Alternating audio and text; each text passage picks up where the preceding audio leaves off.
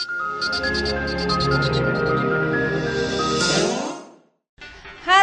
Friends, दो हंसों का जोड़ा बिछड़ गयो रे, गजब कियो अम्मा जुलम कियो रे।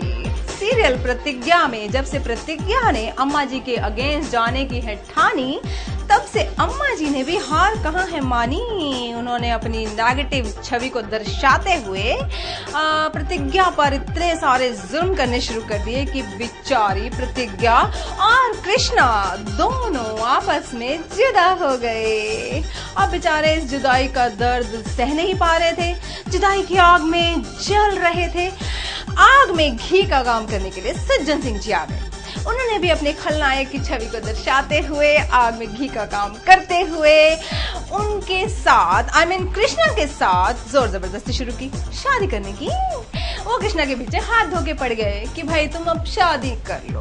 खैर, कृष्णा ने तो अभी कर दिया है साफ साफ इनकार, क्योंकि एक ही ने कर दिया था उन्हें इतना परेशान, तो दूसरी आकर तो लगा दी उनका बेड़ा पार।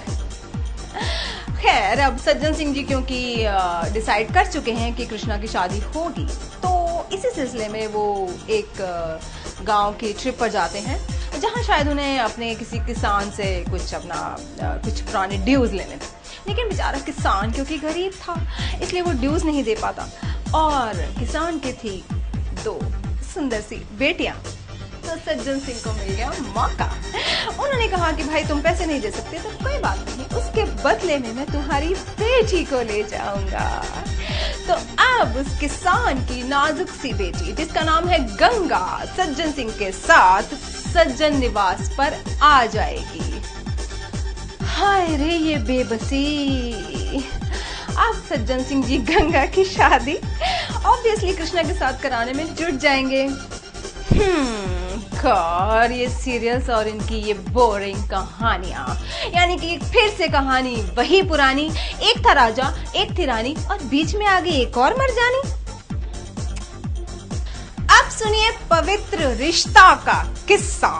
मानव और अर्चना की लाइफ में सब कुछ स्मूथ हो गया है और सीरियल लेने वाला है पूरे 4 साल का लीव।